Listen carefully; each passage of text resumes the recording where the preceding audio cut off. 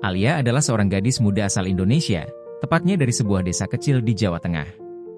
Di usianya yang baru menginjak 23 tahun, dia sudah dihadapkan pada kenyataan pahit tentang kehidupan keluarganya.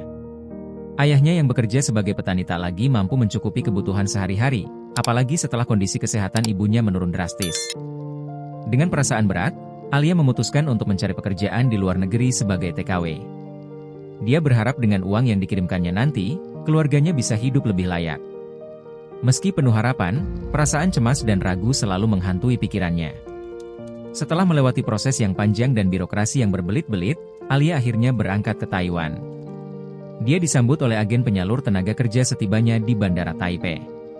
Senyuman ramah dari agen tersebut membuat Alia sedikit tenang, meski hatinya masih diliputi kecemasan. Segala sesuatu terlihat begitu asing baginya, bahasa yang tidak ia pahami, kota yang begitu ramai, dan orang-orang yang lalu lalang dengan cepat. Namun, semangat dan harapan akan masa depan yang lebih baik terus memberinya kekuatan. Beberapa hari kemudian, Alia ditempatkan di rumah majikan barunya, seorang pria bernama Tuan Wang. Dia tinggal bersama istrinya, Nyonya Mei, dan dua anak mereka yang masih kecil. Rumah mereka besar dan tampak mewah. Pada awalnya, Alia merasa cukup nyaman bekerja di sana. Majikannya memperlakukannya dengan sopan, dan anak-anak di rumah itu juga tampak ramah. Meskipun komunikasi agak terbatas karena bahasa, Alia berusaha keras menyesuaikan diri dan mempelajari bahasa Mandarin. Namun, seiring berjalannya waktu, pekerjaan Alia mulai terasa berat. Setiap hari dia harus membersihkan seluruh rumah yang sangat besar, memasak, mencuci pakaian, dan merawat anak-anak majikannya. Pekerjaan yang diberikan tak pernah ada habisnya. Meski merasa lelah, Alia tetap sabar dan terus bekerja keras, berharap semua jerih payahnya akan terbayar suatu saat nanti. Dia sering teringat keluarganya di Indonesia dan menggunakan itu sebagai motivasi untuk bertahan. Beberapa bulan kemudian, Tuan Wang mulai berubah. Dia sering memarahi Alia meskipun tanpa alasan yang jelas. Suatu kali, saat Alia terlambat menyelesaikan pekerjaan rumah, Tuan Wang tiba-tiba marah besar dan mengancamnya dengan kata-kata kasar. Alia terkejut dan merasa takut, tetapi dia tidak punya pilihan selain diam dan menerima perlakuan tersebut. Dia merasa ada sesuatu yang salah, namun tak tahu bagaimana harus bersikap. Perlakuan kasar Tuan Wang semakin menjadi-jadi. Selain kata-kata yang menyakitkan, Tuan Wang mulai melakukan kekerasan fisik. Setiap kali ada hal kecil yang tidak sesuai dengan keinginannya, Alia menjadi sasaran kemarahan. Pukulan dan hinaan menjadi hal yang biasa bagi Alia. Perlakuan ini membuatnya merasa tertekan dan sering menangis sendirian di kamar. Alia mulai merindukan rumah dan keluarganya, tapi ia merasa terjebak di rumah itu. Sebagai bentuk kontrol yang lebih ketat, Tuan Wang melarang Alia untuk menggunakan ponsel atau berkomunikasi dengan dunia luar. Setiap panggilan atau pesan yang dikirim Alia kepada keluarganya harus melalui Tuan Wang, dan dia hanya diperbolehkan bicara selama beberapa menit.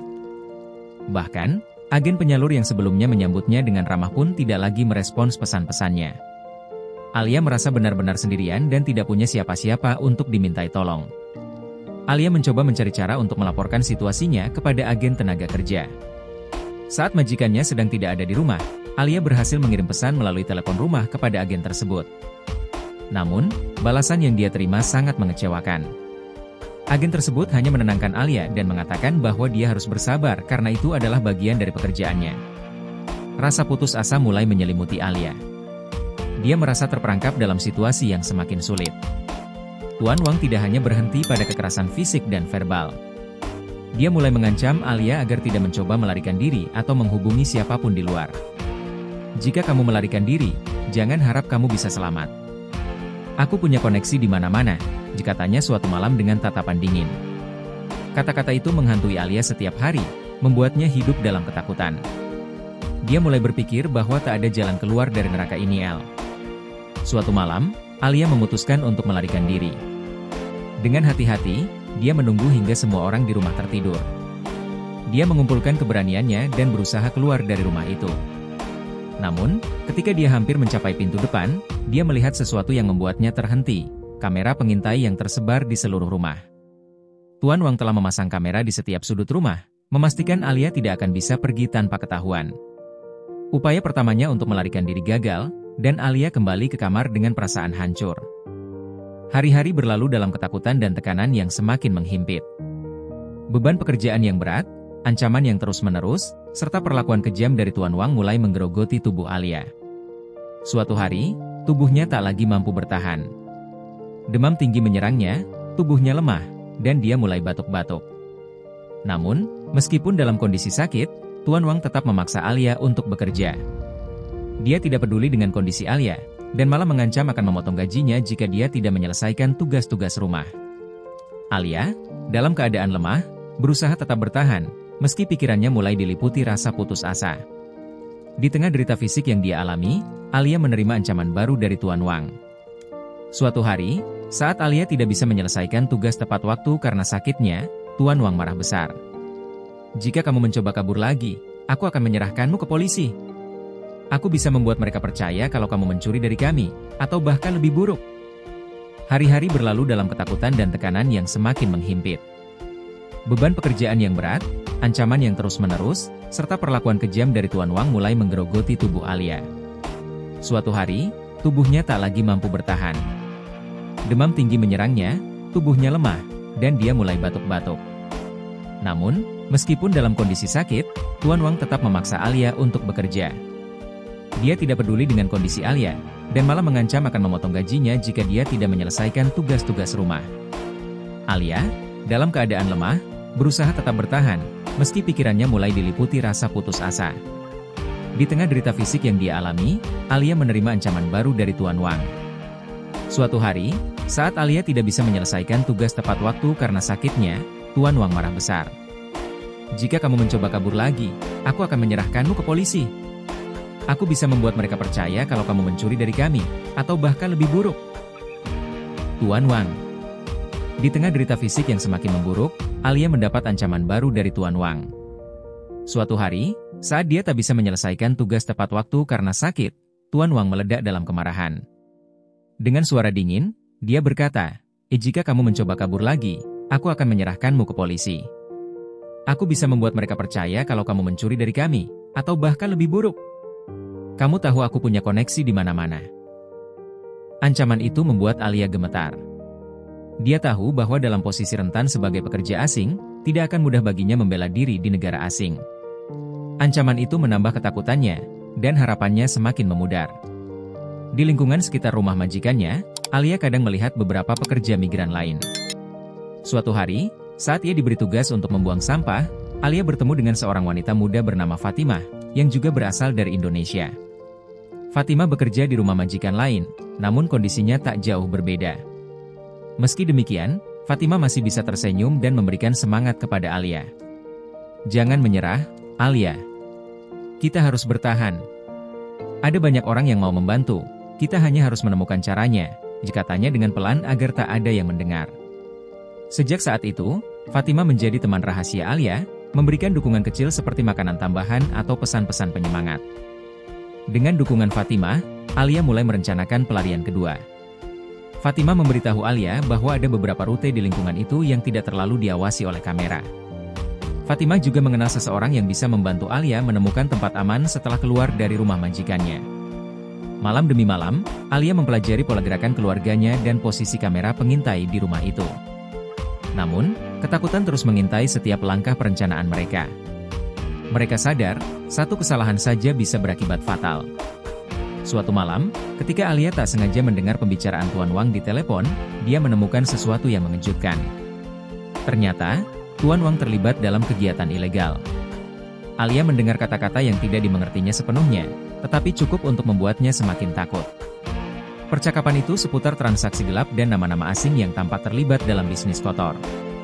Kini, Alia bukan hanya takut karena kekejaman Tuan Wang, tapi juga karena dia tahu rahasia yang bisa membuat nyawanya terancam jika ketahuan. Fatimah menyadari bahwa untuk pelarian Alia berhasil, mereka perlu berkomunikasi dengan lebih baik. Suatu hari, Fatimah mencoba menyelundupkan sebuah ponsel kecil ke tangan Alia saat mereka bertemu di jalan. Namun, nasib tak berpihak pada mereka.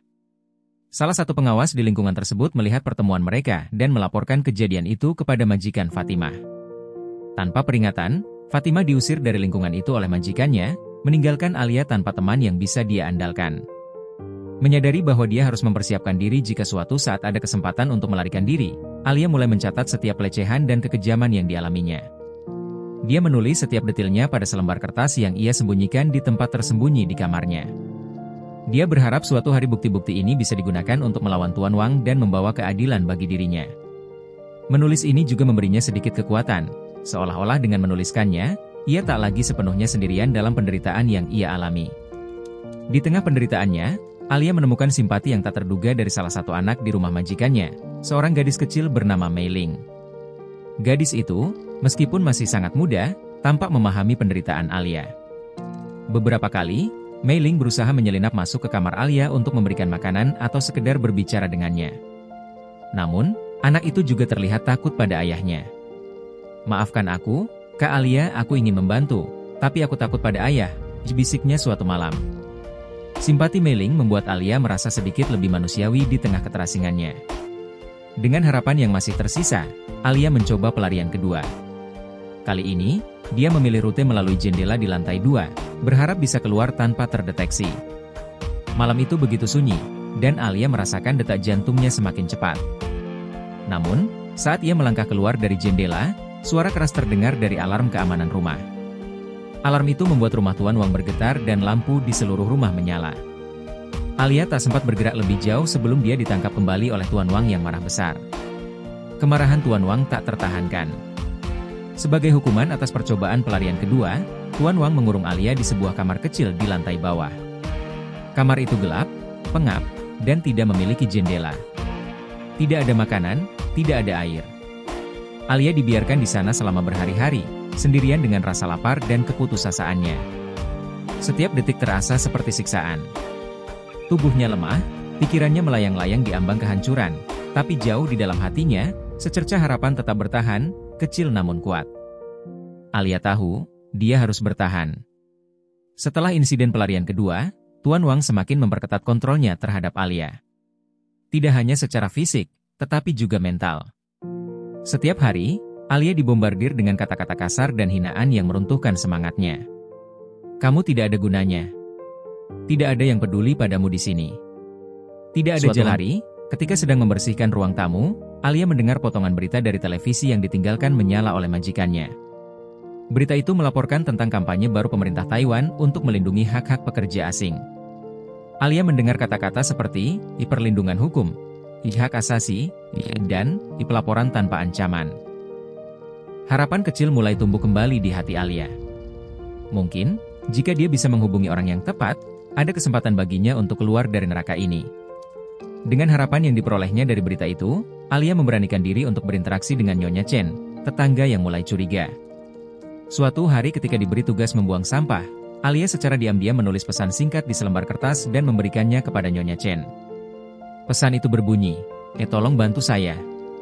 Saya disandera di rumah ini." Namun, sayangnya, sebelum pesan itu bisa sampai, salah satu pekerja rumah tangga lain di lingkungan itu melihat kejadian tersebut dan melaporkannya kepada Tuan Wang. Saat kembali ke rumah, Alia langsung disambut oleh Tuan Wang yang marah besar. Dengan nada mengancam, dia mengatakan bahwa dia tahu apa yang Alia lakukan. "Kamu pikir kamu bisa kabur dari sini? Kamu akan membayar mahal untuk kebodohanmu," katanya. Alia kembali disiksa, kali ini dengan lebih kejam dari sebelumnya. Pukulannya tidak hanya menyakitkan secara fisik, tetapi juga membuat Alia merasa semakin hancur secara mental. Dia merasa putus asa, seolah-olah tidak ada lagi jalan keluar dari mimpi buruk ini. Di tengah penderitaannya, Alia mulai bermimpi tentang kebebasan. Setiap malam, dia bermimpi berada di rumah bersama keluarganya di Indonesia. Dia bisa merasakan hangatnya tangan ibunya, senyuman adik-adiknya, dan suara lembut angin di desanya. Mimpi-mimpi ini menjadi satu-satunya hal yang memberinya kekuatan untuk bertahan. Meski harapan itu tampak begitu jauh, Alia terus berpegangan pada ingatan akan keluarganya yang mencintainya. Dalam upaya terakhir untuk mendapatkan simpati, Alia mencoba mendekati istri Tuan Wang, Nyonya Mei. Alia berharap bisa membuka hatinya dan membujuknya agar memperlakukan dirinya lebih baik. "Nyonya, tolong, saya hanya ingin pulang. Saya sakit, dan saya tidak bisa bertahan lebih lama lagi," kata Alia dengan suara gemetar. Namun, Nyonya Mei, yang juga hidup dalam bayang-bayang suaminya, tampak ketakutan dan tidak berani menentang suaminya. "Saya tidak bisa melakukan apapun, Alia." "Maafkan saya," jawabnya dengan suara pelan, sebelum meninggalkan Alia sendirian di dapur. Tuan Wang semakin pintar dalam cara mengendalikan Alia. Dia mulai memanipulasi pikiran Alia, membuatnya merasa bersalah atas setiap hal kecil yang terjadi di rumah. Lihat apa yang kamu lakukan. Keluarga ini kacau gara-gara kamu, katanya setiap kali ada masalah. Alia mulai meragukan dirinya sendiri, bahkan merasa bahwa dirinya memang tidak berharga dan tidak layak untuk kebebasan. Dia merasa terjebak dalam lingkaran manipulasi yang membuatnya semakin lemah. Meskipun terpuruk, Alia tetap mencari cara untuk melarikan diri. Suatu hari, ketika Nyonya Mei sedang pergi bersama anak-anak dan Tuan Wang sibuk di luar rumah, Alia melihat celah.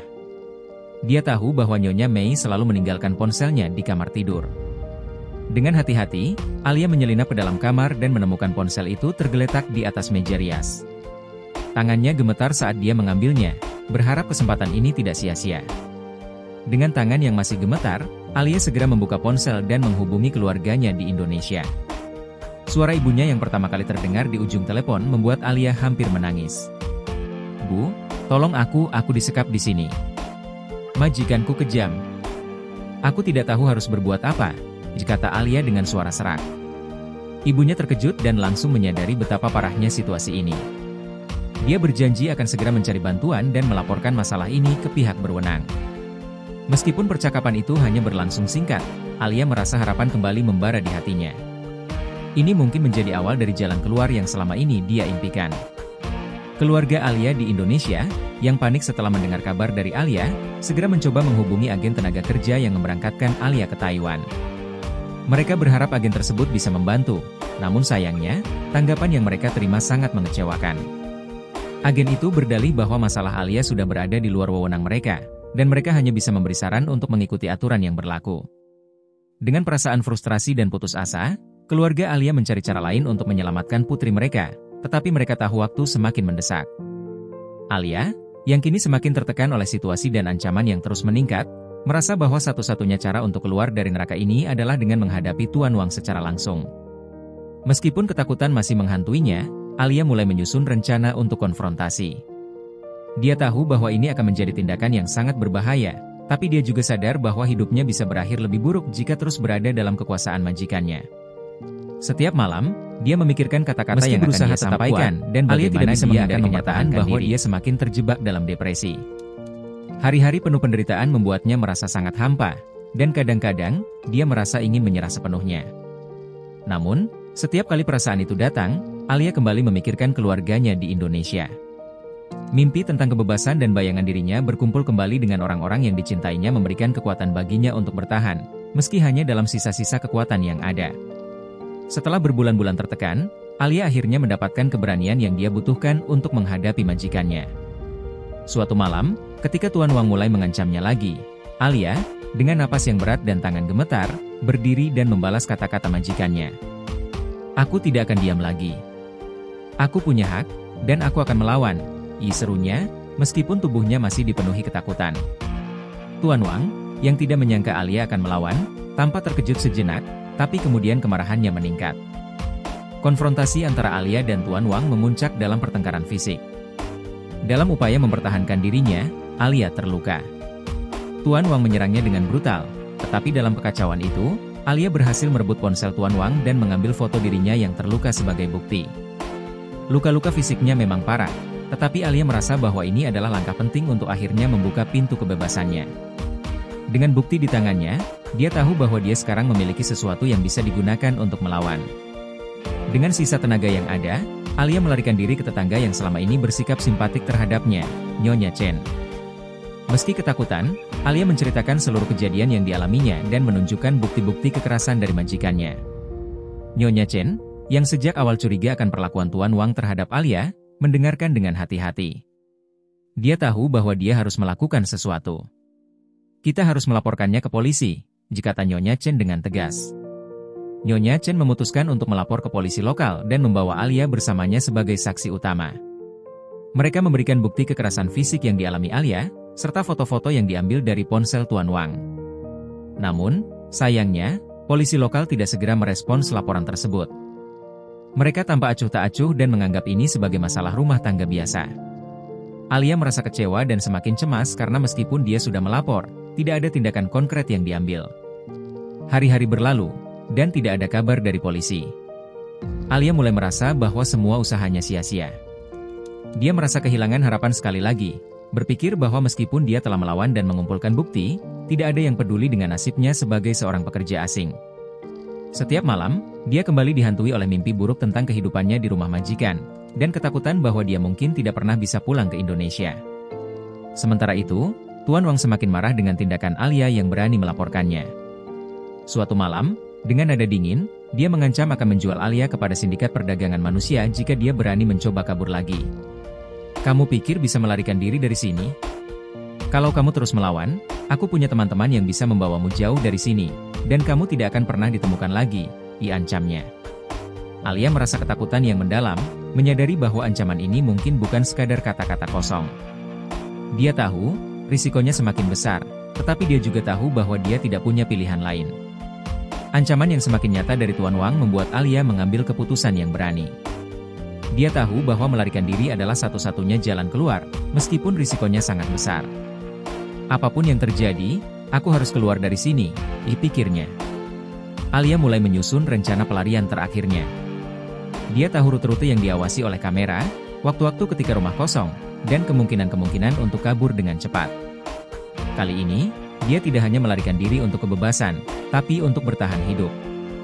Dengan ancaman perdagangan manusia yang terus menghantui pikirannya, Alia memutuskan untuk melakukan pelarian di malam hari. Dia sudah merencanakan segalanya dengan hati-hati. Di bawah kegelapan malam, Alia menghindari kamera pengintai di sekitar rumah Tuan Wang, menggunakan celah yang sudah dia pelajari dari pengalamannya sebelumnya. Dengan gerakan cepat dan hati-hati, Alia berhasil melewati pintu belakang, lalu menembus kegelapan tanpa menimbulkan kecurigaan. Rasa takut mencengkeramnya, namun keinginan untuk bebas jauh lebih kuat. Setelah berlari tanpa henti selama beberapa jam, Alia menemukan perlindungan di sebuah pasar lokal yang masih ramai dengan aktivitas malam. Dia bersembunyi di antara kios-kios dan penjual yang sibuk, berharap bahwa di tempat ramai seperti ini, majikannya tidak akan segera menemukannya. Sambil bersembunyi, Alia mulai memikirkan langkah selanjutnya. Dia harus segera menghubungi keluarganya, tetapi dia juga tahu bahwa waktu terus berjalan, dan Tuan Wang pasti akan segera mencarinya. Dengan perasaan cemas, Alia meminjam ponsel dari seorang penjual yang bersimpati. Dia langsung menghubungi keluarganya di Indonesia. "Bu, aku berhasil kabur. Tapi mereka masih mencariku," katanya dengan suara bergetar. Keluarganya, yang mendengar situasi Alia, segera berjanji untuk menghubungi pihak berwenang di Indonesia dan meminta bantuan yang lebih serius. Mereka tahu, kali ini, mereka harus bergerak lebih cepat dan lebih tegas. Alia berharap bantuan dari pemerintah bisa datang sebelum Tuan Wang berhasil menemukannya. Sementara itu, Tuan Wang, yang menyadari bahwa Alia sudah melarikan diri, segera memulai pencarian. Dengan pengaruh dan uang yang dia miliki, Tuan Wang mengerahkan beberapa orang untuk mencarinya di seluruh penjuru kota. Dia menggunakan segala cara untuk melacak keberadaan Alia, bahkan menghubungi pihak-pihak berwenang setempat untuk menyebarkan berita palsu bahwa Alia telah mencuri barang-barang dari rumahnya. Pencarian itu menjadi semakin intensif, membuat Alia sadar bahwa dia harus segera menemukan tempat berlindung yang aman. Di tengah pelariannya, Alia bertemu dengan seorang aktivis hak pekerja asing bernama Lin Mei, yang kebetulan sedang berada di pasar untuk memantau situasi pekerja migran. Setelah mendengar kisah Alia, Lin Mei segera menawarkan perlindungan di rumahnya. Lin Mei adalah seorang aktivis berpengaruh yang telah lama memperjuangkan hak-hak pekerja asing yang tertindas di Taiwan. "Kamu aman di sini. Kami akan melawan mereka bersama-sama," ujar Lin Mei dengan penuh tekad. Alia merasa sedikit lega, namun dia tahu bahwa ancaman dari Tuan Wang belum berakhir. Tuan Wang semakin putus asa dengan pelarian Alia. Dia menawarkan sejumlah uang kepada beberapa orang yang dikenal terlibat dalam sindikat ilegal untuk membawa Alia kembali, hidup atau mati. Dia ingin memastikan bahwa Alia tidak bisa bersaksi melawan dirinya di pengadilan, dan ancaman untuk hidup Alia menjadi semakin nyata. Berita ini sampai ke telinga Lin Mei, dan dia segera memberitahu Alia bahwa mereka harus bergerak cepat untuk mendapatkan perlindungan hukum sebelum situasi semakin memburuk. Dengan bantuan Lin Mei, Alia akhirnya mengajukan gugatan resmi terhadap Tuan Wang di pengadilan Taiwan. Mereka menyerahkan semua bukti yang Alia kumpulkan selama berada di rumah Tuan Wang, termasuk foto-foto kekerasan yang dialaminya. Proses hukum ini bukan hanya tentang Alia, tetapi juga mewakili banyak pekerja migran yang tertindas oleh sistem yang tidak adil. Lin Mei meyakinkan Alia bahwa kasus ini adalah langkah awal untuk perubahan besar di Taiwan dalam hal perlindungan pekerja asing. Kasus Alia mulai menarik perhatian media lokal setelah Lin Mei menghubungi beberapa jurnalis yang tertarik dengan isu-isu hak pekerja migran. Cerita Alia menjadi berita utama, menyoroti betapa buruknya perlakuan yang sering diterima pekerja asing di Taiwan. Masyarakat mulai berbicara tentang pentingnya reformasi hukum dan perlindungan yang lebih baik untuk pekerja migran. Dukungan mulai mengalir untuk Alia, membuatnya merasa bahwa perjuangannya tidak sia-sia. Tuan Wang, yang merasa posisinya terancam, mencoba menggunakan pengaruh dan uangnya untuk menutup kasus tersebut. Dia menawarkan suap kepada pejabat dan pengacara untuk mengurangi dampak negatif yang mungkin dia terima. Namun, dengan perhatian media yang semakin luas, upayanya tidak semudah yang dia bayangkan. Setiap langkah yang dia ambil diawasi oleh publik, dan semakin banyak orang yang menuntut keadilan untuk Alia dan pekerja migran lainnya. Meski jalan yang dilalui sangat berat, Alia mulai melihat secercah harapan. Dukungan dari media, masyarakat, dan organisasi pekerja migran semakin menguatkan posisinya. Pengadilan mulai merespons lebih cepat, dan masyarakat internasional pun mulai memberi perhatian pada kasus ini. Alia merasa bahwa kebebasan dan keadilan mungkin akhirnya berada di depan matanya. Dia tidak hanya berjuang untuk dirinya sendiri, tetapi juga untuk ribuan pekerja migran lainnya yang menghadapi nasib serupa. Harapan yang dulu terasa jauh kini mulai mendekat, dan Alia tahu bahwa kemenangan, meski belum pasti, kini terasa lebih mungkin. Alia akhirnya berdiri di ruang sidang, berhadapan langsung dengan Tuan Wang yang hadir bersama pengacaranya. Meskipun tubuhnya gemetar oleh ketakutan dan trauma, Alia tetap teguh dalam kesaksiannya. Pengacaranya, Lin Mei, terus mendampingi dan memberinya kekuatan. Di sisi lain, Tuan Wang menggunakan segala cara untuk mencoba membelokkan fakta dan membuat Alia terlihat sebagai pihak yang bersalah. Intimidasi dan ancaman tidak berhenti, baik di dalam maupun di luar persidangan, tetapi Alia menolak untuk menyerah. Selama proses persidangan, Alia mengalami serangan intimidasi dari berbagai pihak yang berpihak pada Tuan Wang. Ancaman datang secara anonim, mulai dari telepon misterius hingga pesan-pesan yang menyeramkan. Namun, dukungan dari Lin Mei dan para aktivis lainnya membuat Alia semakin kuat. Dia tahu bahwa perjuangannya akan menjadi teladan bagi banyak TKW lainnya yang mengalami perlakuan serupa. Sidang demi sidang berlangsung penuh dengan ketegangan. Pengacara Tuan Wang mencoba berbagai cara untuk mendiskreditkan Alia, mulai dari memutarbalikkan fakta hingga menyebarkan desas-desus negatif tentang masa lalunya. Namun, Alia tetap berpegang teguh pada kebenaran. Setiap kali dia merasa hampir menyerah, dia mengingat keluarganya dan teman-teman yang telah membantunya bertahan. Bukti-bukti yang telah Alia kumpulkan mulai memainkan peran penting dalam memperkuat kasusnya. Foto-foto luka fisik dan rekaman percakapan yang berhasil dia simpan di ponsel Tuan Wang menjadi bukti tak terbantahkan dari kekejaman yang dia alami. Pengacara Lin Mei dengan cermat mempresentasikan bukti-bukti tersebut kepada hakim dan juri, yang mulai mempertimbangkan serius tuduhan Alia. Komunitas pekerja migran, yang selama ini didukung oleh Lin Mei, mulai bersuara lebih keras. Demonstrasi kecil diadakan di luar pengadilan untuk menuntut keadilan bagi Alia dan pekerja migran lainnya yang mengalami kekerasan serupa. Tekanan publik ini membuat pemerintah Taiwan tidak bisa mengabaikan kasus tersebut, dan mereka mulai menyelidiki dengan lebih serius. Tuan Wang, yang selama ini mengandalkan kekuasaannya, mulai kehilangan kendali. Meski dia berusaha mempengaruhi keputusan pengadilan dengan uang dan jaringannya, sorotan media yang terus meningkat membuatnya sulit untuk menyembunyikan kebenaran. Setiap langkah yang diambil oleh tim pengacara Tuan Wang kini diawasi dengan ketat oleh publik. Di tengah persidangan, sebuah bukti baru muncul yang memperkuat posisi Alia. Seorang mantan pekerja di rumah Tuan Wang muncul dan memberikan kesaksian yang memperjelas bagaimana Tuan Wang telah melakukan kekejaman serupa terhadap pekerja sebelumnya. Kesaksian ini menjadi pukulan telak bagi pembelaan Tuan Wang, dan hakim mulai meragukan kredibilitas pihak majikan.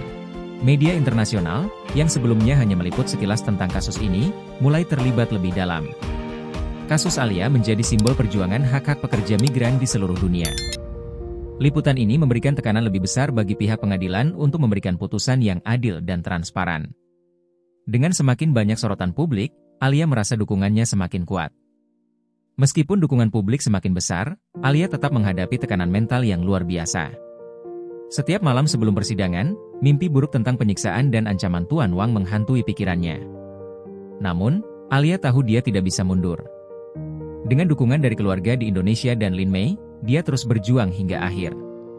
Setelah berbulan-bulan menjalani persidangan yang berat, hakim akhirnya mengumpulkan seluruh bukti dan kesaksian.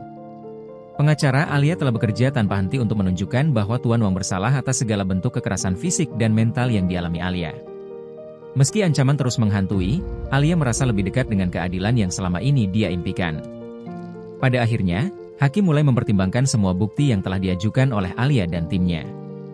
Dengan pengaruh media yang semakin kuat dan dukungan dari komunitas pekerja migran, hakim mengakui bahwa ada kekerasan yang dilakukan oleh Tuan Wang terhadap Alia. Meski belum ada putusan final, arah persidangan mulai condong ke pihak Alia. Sadar bahwa dirinya hampir kalah, Tuan Wang mencoba melakukan tekanan terakhir dengan mengancam saksi-saksi yang bersaksi untuk Alia. Namun, media dan masyarakat terus memperhatikan setiap langkahnya, membuat usahanya untuk mempengaruhi hasil pengadilan semakin sulit. Alia memberikan kesaksian terakhirnya dengan penuh keberanian, meskipun dia tahu banyak yang masih meragukan kebenaran ceritanya.